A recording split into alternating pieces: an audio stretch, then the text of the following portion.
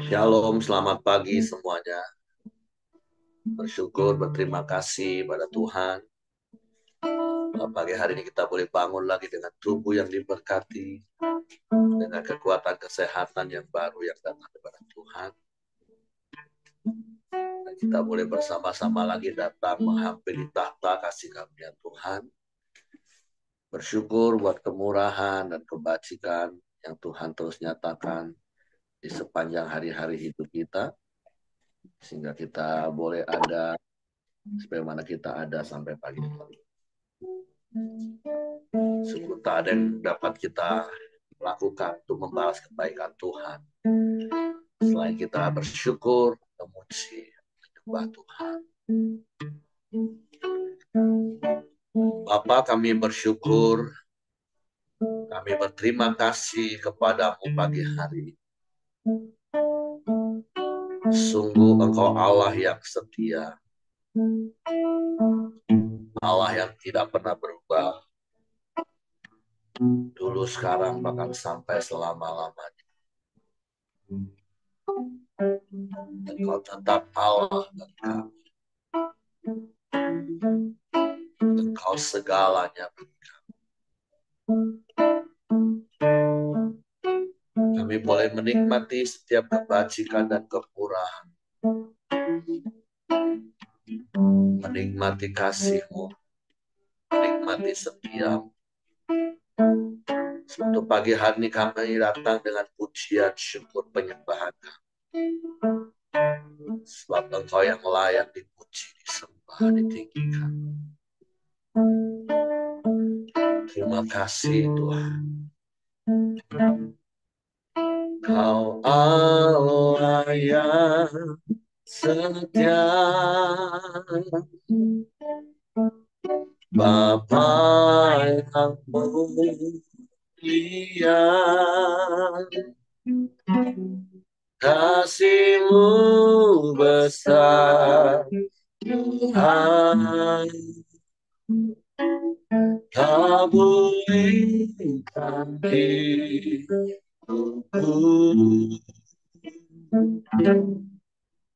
Kaulah harapanku, hidup harapanku.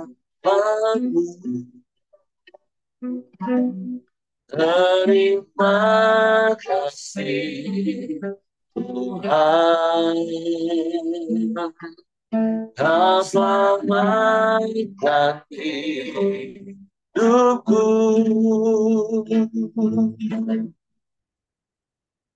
dengan apakah Kau segala kebaikan-Mu, segenap hatiku menyembah-Mu Yesus. Ku bersyukur padamu selamanya. Sungguh Engkau Allah yang setia, Kau Allah yang setia, Bapa yang mulia, kasih-Mu besar, Tuhan. Kabulkan hidupku,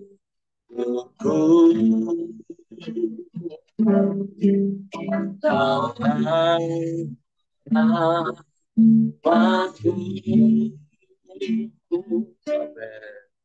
hidupku dalam. Terima kasih Tuhan, Kau selamatkan hidupku Dengan apakah kau segala kebaikanmu, segenap hatiku menyembahmu Yesus. Ku bersyukur padamu dengan apakah ku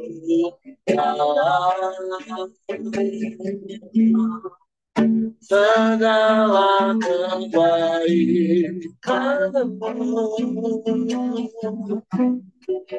segenap hatiku menyembahmu Yesus. Bersyukur pantas sekali berkatakan dengan apapun segala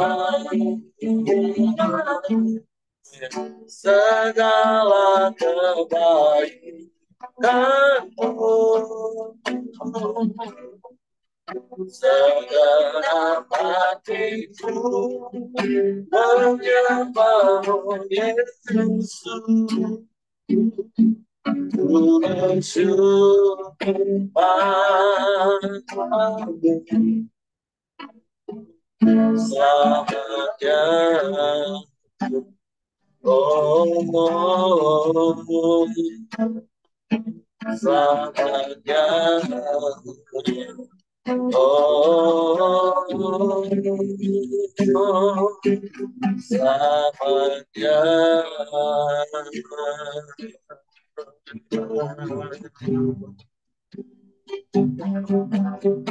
Selamanya kami puji,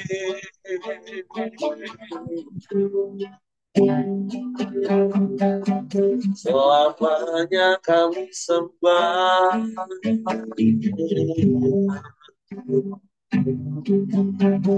selamanya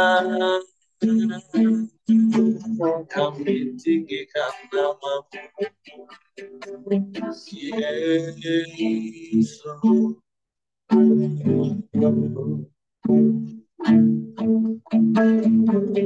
Selamanya kami puji Engkau.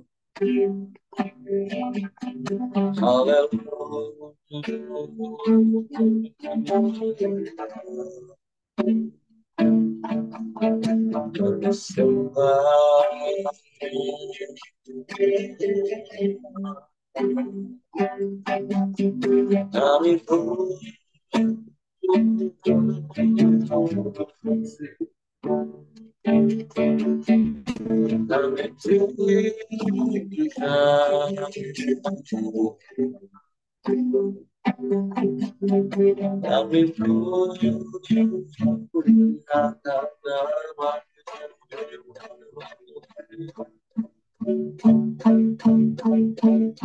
sebab Engkau Allah yang setia, Engkau Allah yang tak pernah berubah. Dulu sekarang sampai selamanya, Kau tetap Allah.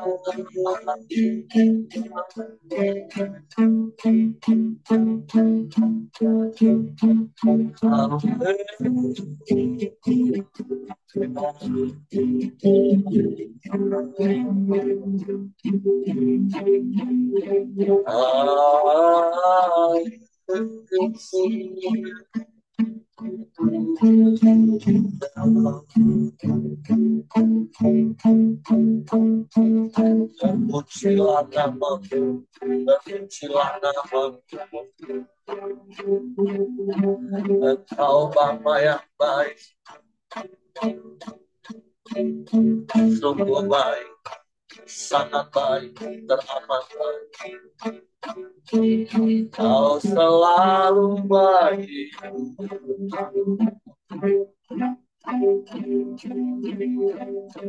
selamanya terbaik.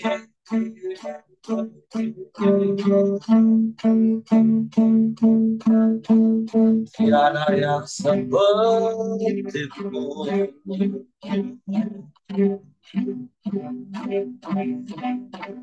tiada yang lain, hanya Engkau. Kami sembah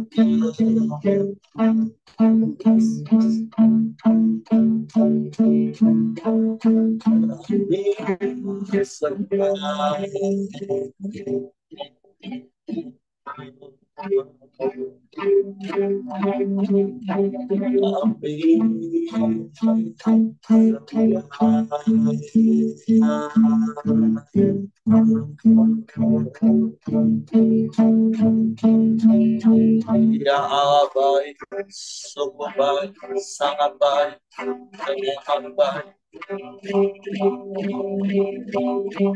Allah yang selalu baik bagi kami, dan Kau selamanya baik, sebab Kau tak pernah berubah. Dulu, sekarang, sampai selamanya. Kau tetap baik.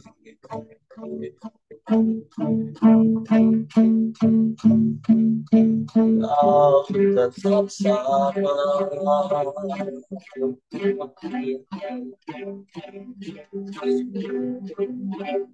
Baik kasih-Mu, kuasa-Mu tak pernah berubah.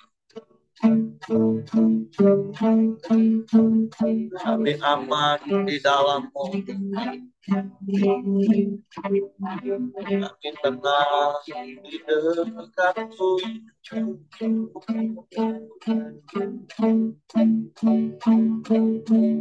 Kami nikmati hadirat-Mu.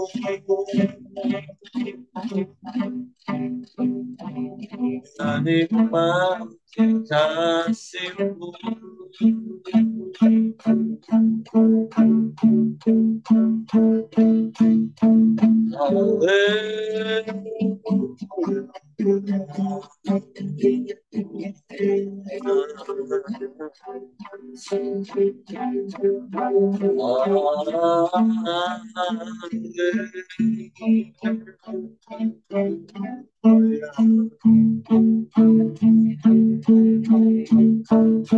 Kami sembah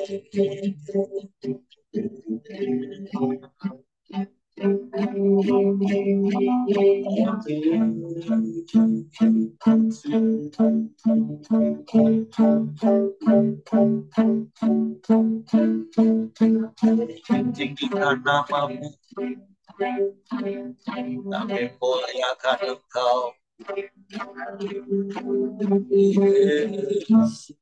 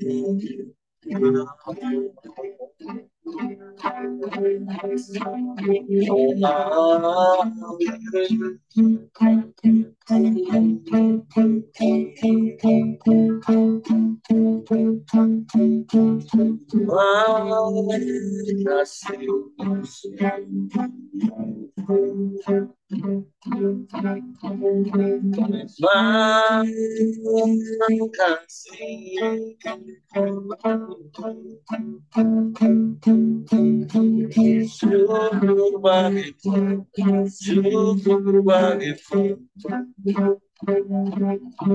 syukur bagimu Tuhan.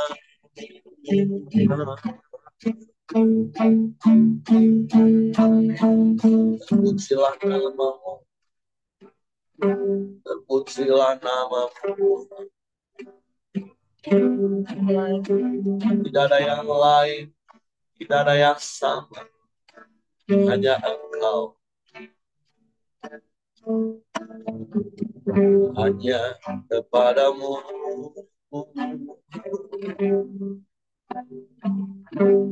hanya kepadamu.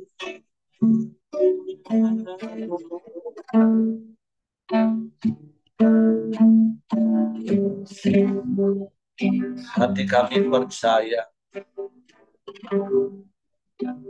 dan kami mempercayakan seluruh hidup kami ke dalam hanya kepadamu, hanya kepadamu.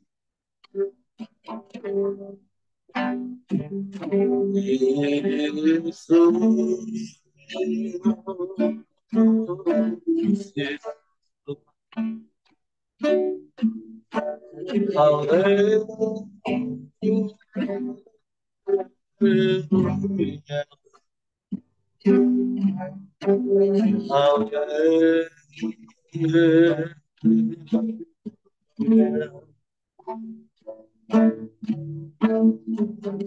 ya Allah baik,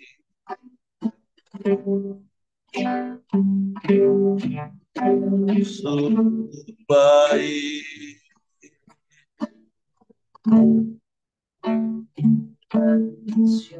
terasmati,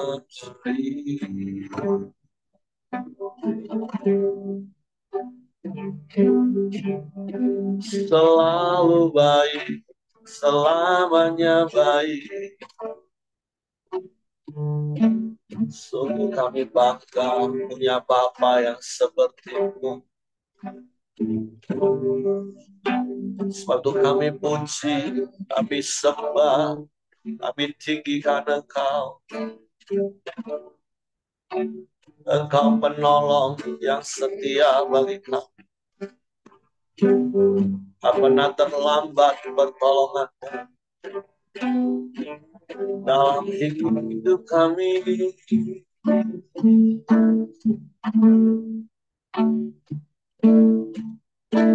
Terima kasih.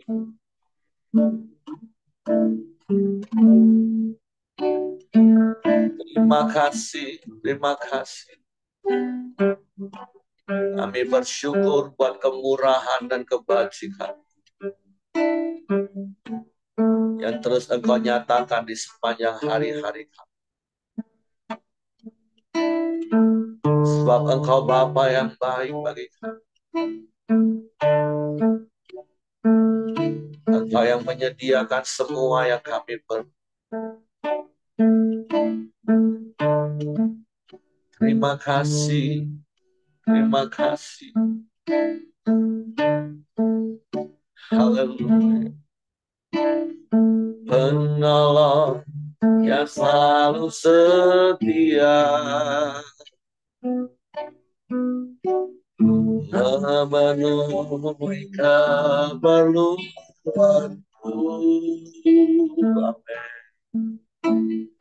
Tak pernah Dia mengecewakan. Yesusku tak pernah gagal. Sekali lagi Penolong yang selalu setia, memenuhi keperluanku. Amin. Tak pernah dia mengecewakan. Yesusku tak pernah gagal. Segala perkara dapat ditanggung di dalam Dia memberi kekuatan. Tuhan Yesus penolong dan sahabat, tetap percaya Tuhan setia. Penolong yang setia di penolong yang selalu setia. Amin. Memenuhi keperluanku. Ya, tak benar yang mengecewakan. Yesus tak pernah ganti. Segala perkara dapat ditanggung di dalam Dia yang memberi kekuatan. Tuhan Yesus penolong dan sahabat, tetap percaya Tuhan setia. Segala perkara dapat ditanggung di dalam Dia yang memberi kekuatan. Tuhan Yesus penolong dan sahabat, tetap percaya Tuhan setia. Segala perkara dapat ku tanggung. Amin, amin, amin. Di dalam Dia yang memberi kekuatan. Tuhan Yesus penolong dan sahabat, tetap percaya Tuhan setia. Tetap percaya Tuhan setia. Tetap percaya Tuhan setia.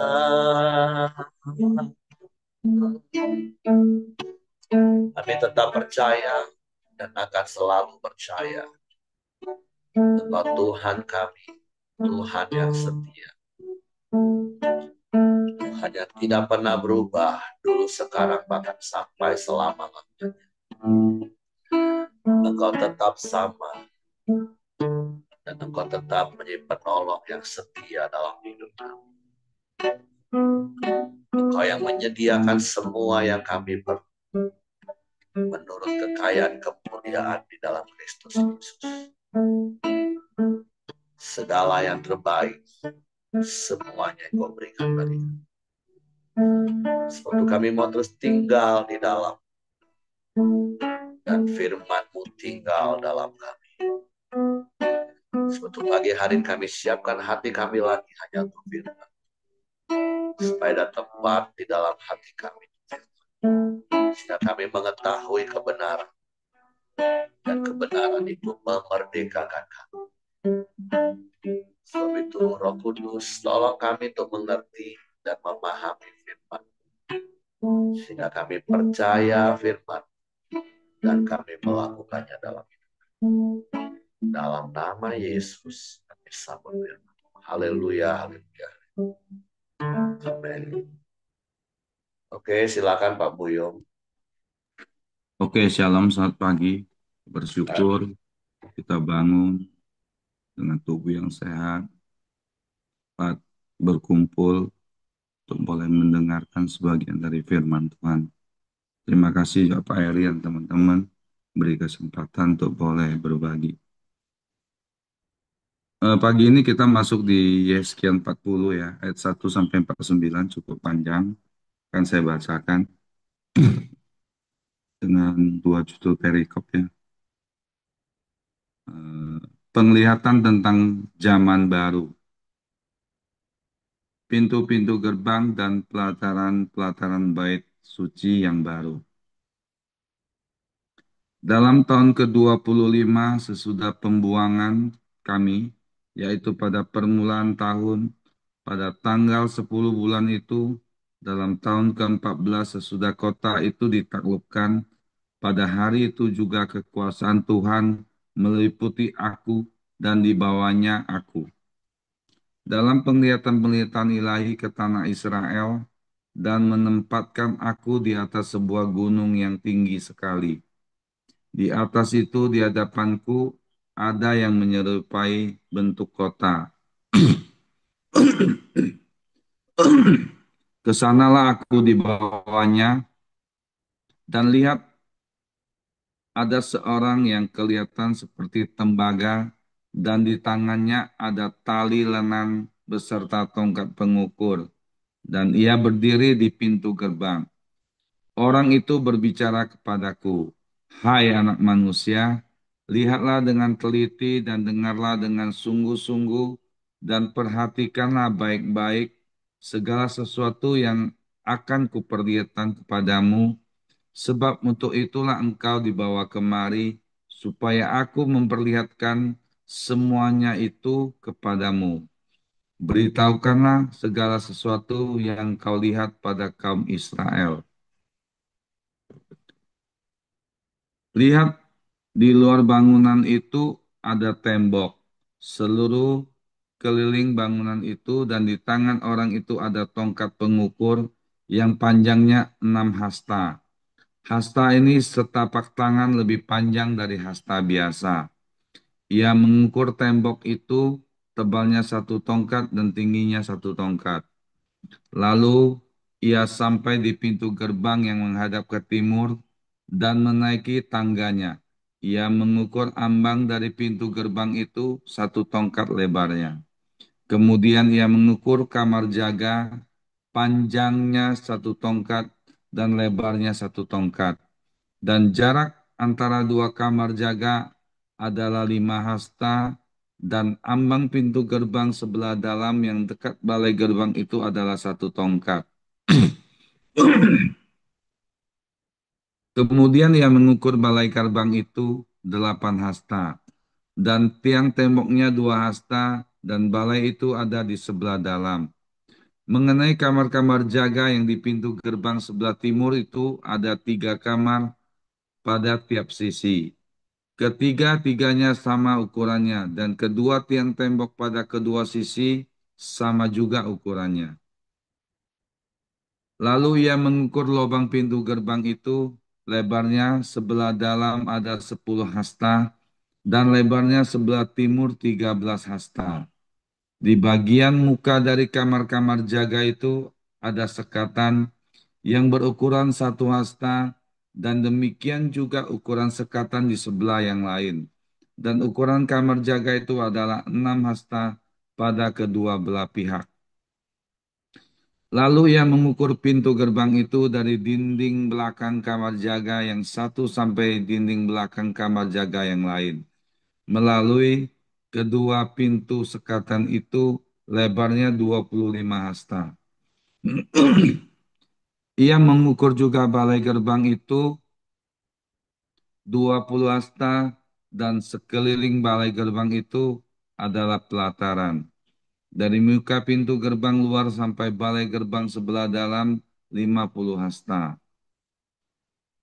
Pada sekeliling pintu gerbang itu di bagian dalam ada jendela-jendela dengan bidai, yaitu di kamar-kamar jaga dan pada tiang-tiang tembok, dan begitu juga pada balai gerbang, dan pada tiang-tiang tembok itu terukir gambar pohon-pohon korma. Lalu dibawanya aku ke pelataran luar.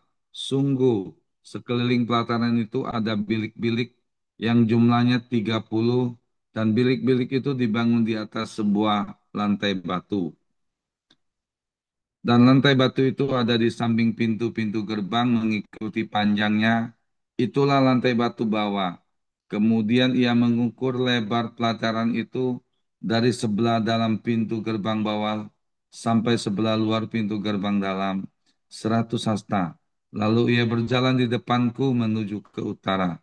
Dan sungguh, ada pintu gerbang yang menghadap ke utara yang termasuk pelataran luar. Ia mengukur panjang dan lebarnya. Kamar jaganya 3 sebelah menyebelah.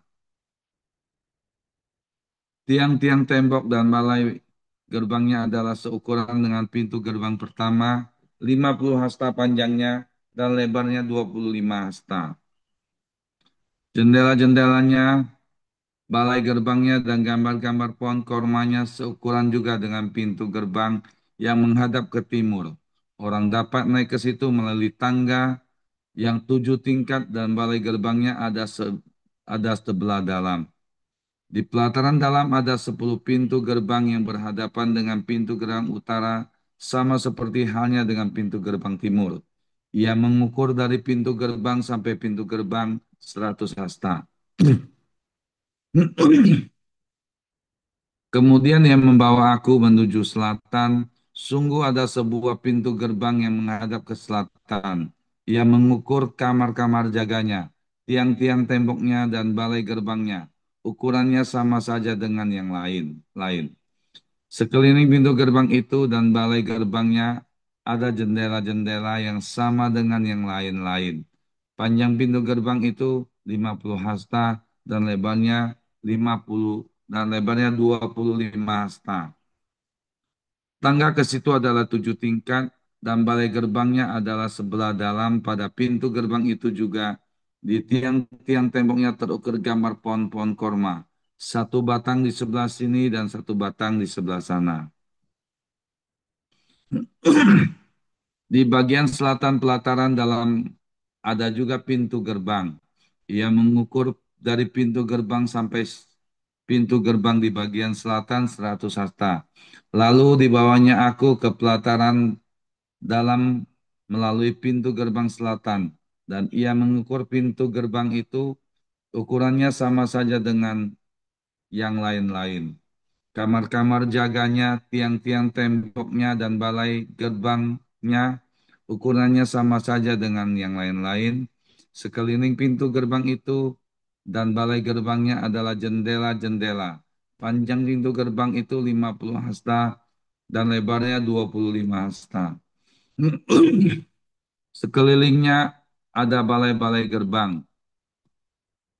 Panjangnya 25 hasta dan lebarnya 5 hasta. Balai gerbangnya adalah sebelah pelataran luar dan pada tiang-tiang temboknya terukir gambar pohon-pohon korma dan tangganya ke atas ada 8 tingkat. Lalu dibawanya aku ke sebelah timur pelataran dalam dan ia mengukur pintu gerbang yang di situ dan ukurannya sama saja dengan yang lain-lain. Kamar-kamar jaganya, tiang-tiang temboknya, dan balai gerbangnya ukurannya sama saja dengan yang lain-lain. Sekeliling pintu gerbang itu dan balai gerbangnya ada jendela-jendela. Panjang pintu gerbang itu 50 hasta dan lebarnya 25 hasta. Balai gerbangnya adalah sebelah pelataran luar dan pada tiang-tiang temboknya terukir gambar pohon-pohon korma sebelah sini dan sebelah sana dan tangganya ke atas ada 8 tingkat. Kemudian dibawanya aku ke pintu gerbang utara, dan ia mengukurnya, dan ukurannya sama saja dengan yang lain-lain. Kamar-kamar jaga, tiang-tiang tembok, dan balai gerbangnya ukurannya sama saja dengan yang lain-lain. Dan sekelilingnya ada jendela-jendela. Panjang pintu gerbang itu 50 hasta dan lebarnya 25 hasta. Balai gerbangnya adalah sebelah peratan luar dan tiang-tiang temboknya terukir gambar pohon-pohon korma sebelah sini dan sebelah sana. Dan tangga ke atasnya ada 8 tingkat. Ada juga sebuah bilik yang pintunya di balai gerbang dan di sana orang membasuh korban bakaran.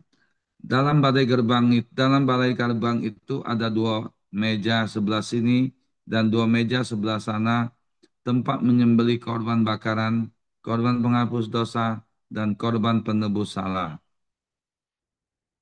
Di samping kiri balai gerbang di luar ada 2 meja dan di samping kanan balai gerbang itu juga 2 meja. Jadi di pintu gerbang itu ada 4 meja, sebelah sini dan 4 meja sebelah sana. Semuanya 8 meja. Di situ untuk tempat menyembelih korban. Ada juga 4 meja lagi untuk korban bakaran yang diperbuat dari batu pahat. Panjangnya 1,5 hasta, lebarnya 1,5 hasta, dan tingginya 1 hasta. Di sana diletakkan berkakas-berkakas untuk menyembelih korban bakaran dan korban sembelihan. Sekeliling ruangan itu dipakukan gantungan-gantungan yang panjangnya setapak tangan dan di atas meja-meja itu diletakkan daging korban. Lalu dibawanya aku ke pelataran dalam. Sungguh, di sana ada 2 bilik, yaitu satu di samping pintu gerbang utara dan mukanya menghadap ke selatan. Satu lagi di samping pintu gerbang selatan dan mukanya menghadap ke utara. Ia berkata kepadaku, bilik ini yang mukanya menghadap ke selatan adalah bagi imam-imam yang bertugas di bait suci. Dan bilik yang mukanya menghadap ke utara adalah bagi imam-imam yang bertugas di mesbah. Mereka ini adalah Bani Zadok dan hanya golongan inilah dari Bani Lewi yang boleh mendekat kepada Tuhan untuk menyelenggarakan kebaktian. Lalu ia mengukur pelataran dalam itu suatu tempat persegi yang panjangnya 100 hasta dan lebarnya 100 hasta. Mesbah ada di hadapan bait suci. Bait suci yang baru. Lalu dibawanya aku ke balai bait suci dan ia mengukur tiang-tiang temboknya. Tebalnya 5 hasta yang sebelah sini dan 5 hasta yang sebelah sana. Lebar pintu itu 4 hasta dan dinding sampingnya masing-masing 3 hasta. Panjang balai bait suci itu ada 20 hasta dan lebarnya 12 hasta. Orang dapat naik ke situ melalui tangga yang 10 tingkat dan dekat kedua tiang tembok itu ada 2 tiang, satu sebelah sini dan satu sebelah sana. Cukup panjang ya teman-teman, empat, ada 49. Yang saya dapat ini pertama saya baca berulang-ulang di SK 49 ini saya bingung ya. Sama pagi ini yang saya dapat itu mengenai penglihatan tentang zaman baru ini yaitu tentang pembangunan bait suci yang baru. Saya lihat begitu detail ya dan terus berulang-ulang di, ditulis di sana dari ayat 5 sampai 47 tentang pengukuran tentang gerbang-gerbang ruang dan tembok-tembok secara detail eh, digambarkan. Yang saya dapat pagi ini Tuhan juga mau ya bahwa hidup saya itu sendiri itu saya sendiri pribadi harus memperhatikan hidup saya seperti detail seperti apa yang digambarkan di bait suci baru ini. Jadi bait suci ini yang saya dapat pagi ini menggambarkan tentang kehadiran Tuhan ya. Jadi pagi ini saya dapat Tuhan ingin hadir di tengah-tengah umatnya dan memiliki hubungan yang intim dengan mereka. Yang saya dapat Tuhan juga mau dalam hidup saya eh, terus diingatkan bahwa tubuh saya ini sendiri adalah bait suci Tuhan. Itu hal pertama yang saya dapat. Hal kedua, saya selalu ingat bahwa tubuh kita ini adalah bait Allah. Jadi kesuciannya itu dan kekudusan bait suci yang dalam diri saya itu Tuhan mau saya menjaga kekudusan eh, hidup saya gitu. Jadi Tuhan juga mengingatkan saya pagi ini bahwa tubuh saya ini adalah bait suci, jadi saya wajib terus memelihara dan menjaga. Ya, cara menjaga dan merawat bait suci yaitu ya kita harus terus hidup kudus, ingat akan firman Tuhan, walaupun terkadang pada saat proses itu datang, tekanan itu datang, terkadang saya bisa lepas ya. Tetapi pagi ini saya diingatkan terus, saya harus eh, hidup dalam kekudusan dan kesucian. Terus hal ketiga di sini kita lihat eh, dalam pembangunan bait suci ini pengukuran dan Tuhan punya standar yang cukup tinggi untuk umatnya.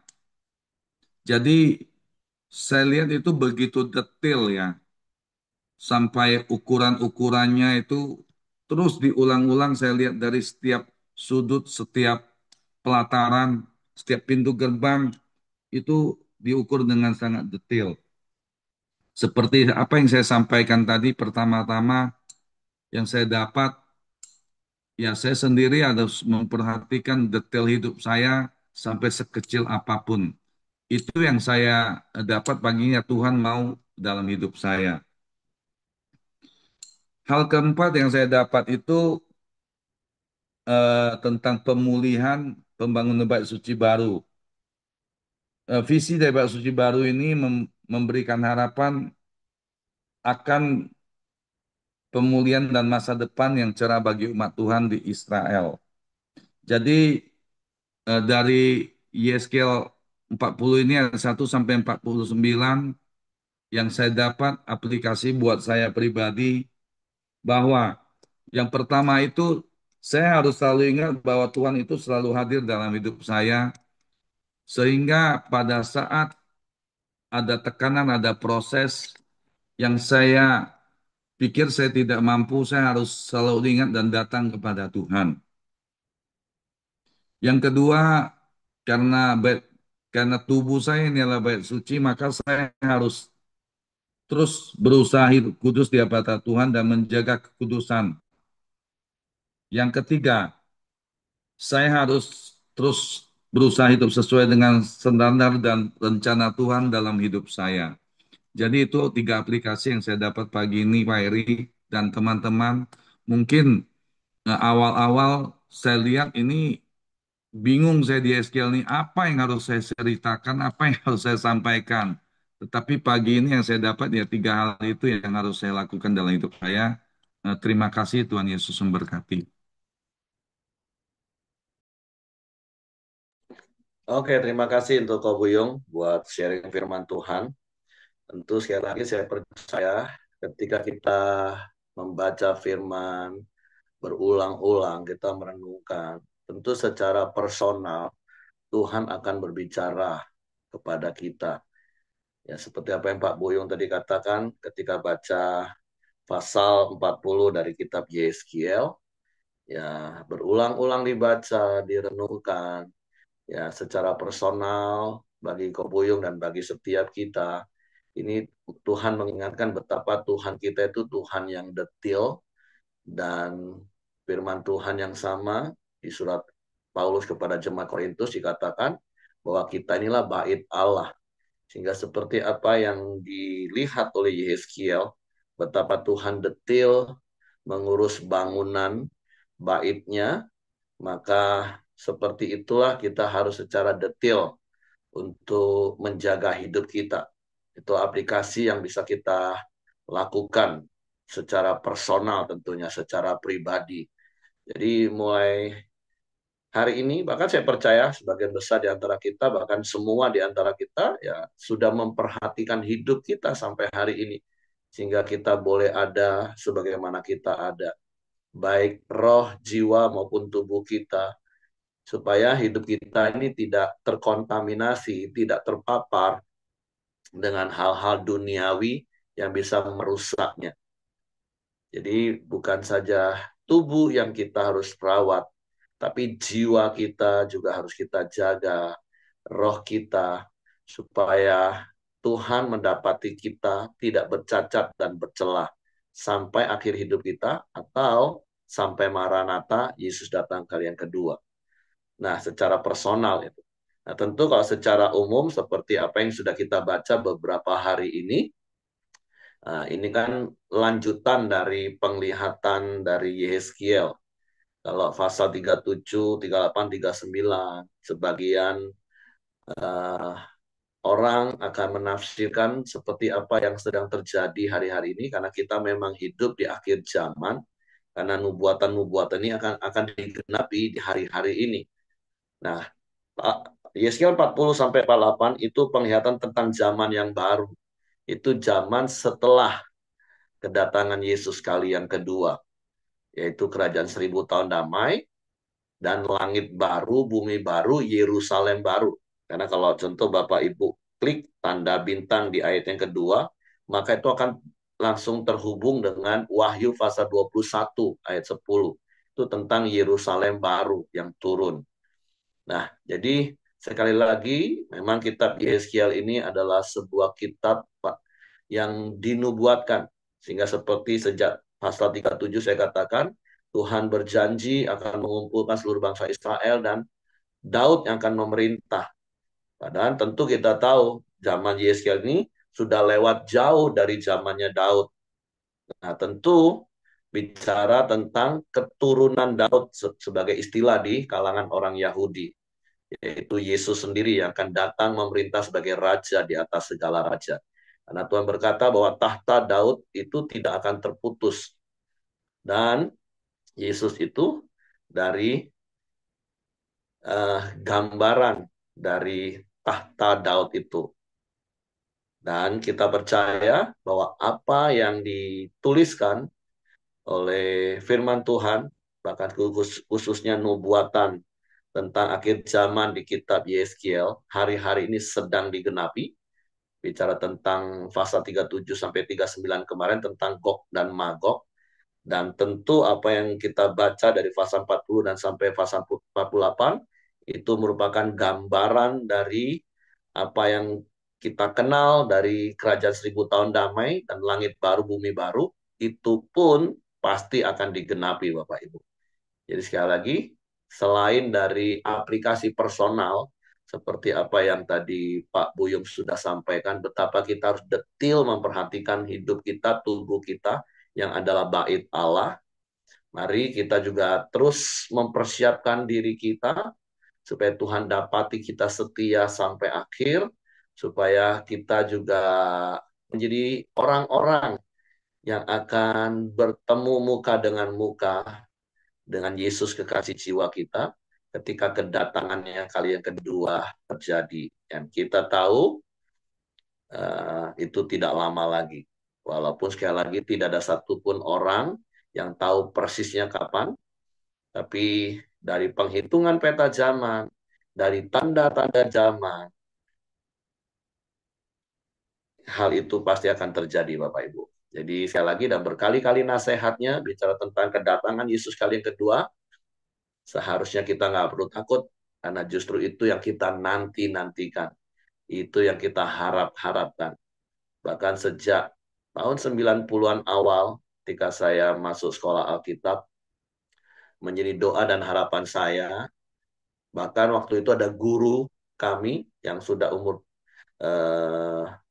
50, 60-an mungkin tahun-tahun itu, dia berharap kalau boleh dia nggak mengalami kematian secara daging, tapi dia mau mengalami seperti apa yang dicatat di dalam Tesalonika pasal 4 ayat 13 sampai 17. yaitu menjadi orang-orang yang diubahkan dalam sekejap ketika Yesus datang kali yang kedua. Tapi ya semua itu adalah rahasia ilahi, itu adalah kehendak Tuhan. Bagian kita yang penting yuk setia sampai akhir. Walaupun Tuhan izinkan kita mengalami dulu kematian secara manusia, seperti orang-orang yang sudah mendahului kita, toh Tuhan juga mempersiapkan tempat di Firdaus untuk kita beristirahat sampai hal itu terjadi.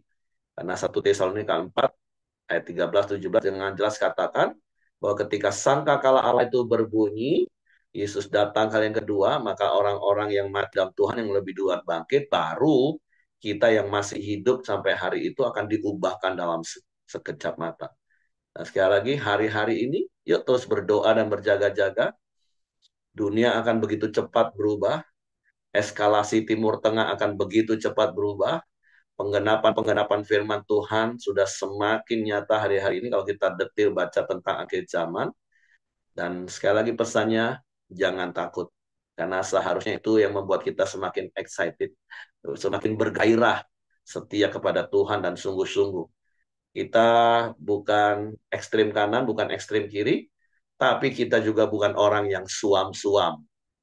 Tapi mari tetapkan hati kita untuk sungguh-sungguh di dalam Tuhan. Oke, itu saja yang saya mau tambahkan. Terima kasih untuk Ko Buyung. Tuhan memberkati. Oke, silakan kalau Bapak Ibu ada yang menambahkan sesuatu apa yang didapat.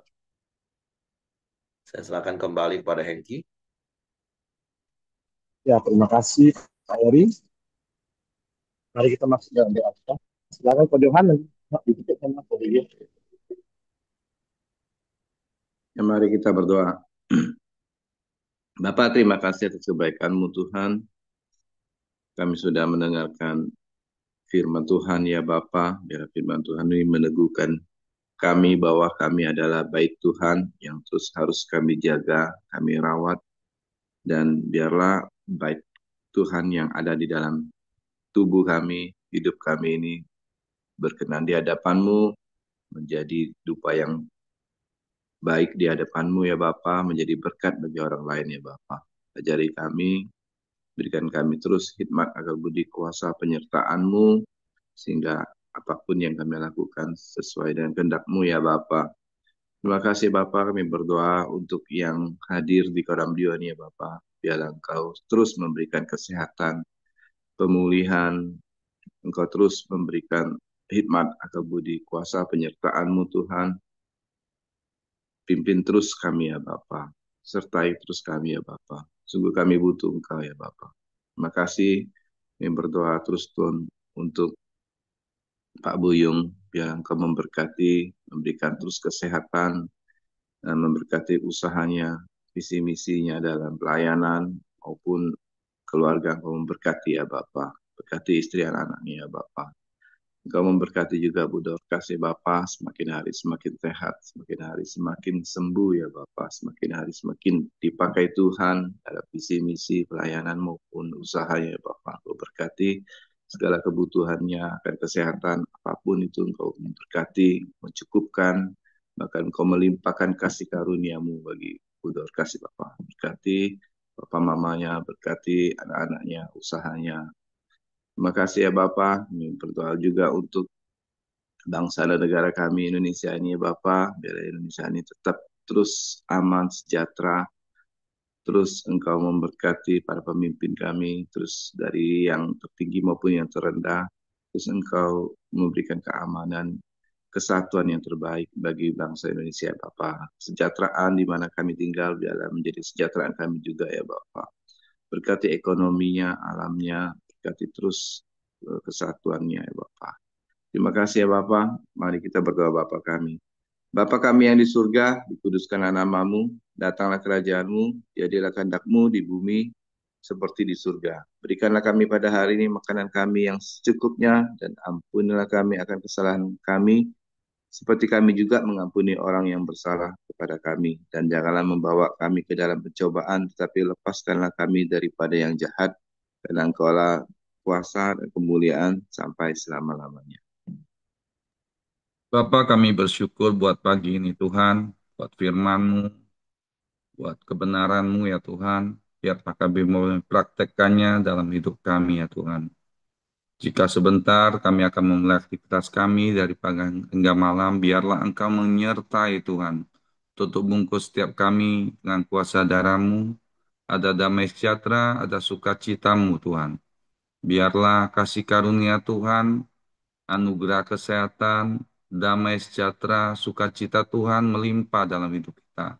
Terima kasih Bapa, hanya di dalam nama Yesus kami mengucap syukur dan berdoa. Amin. Oke, semangat pagi, selamat beraktivitas, Tuhan memberkati. Makasih Ko Buyung. Ibu Caca belum jadi pulang. Keluar dari rumah sakit, Pak. Ini di penginapan dekat rumah sakit. Karena hari ini Oh. mesti balik lagi. Bolak-balik nih mesti ngurusin pertemuan dengan dokter,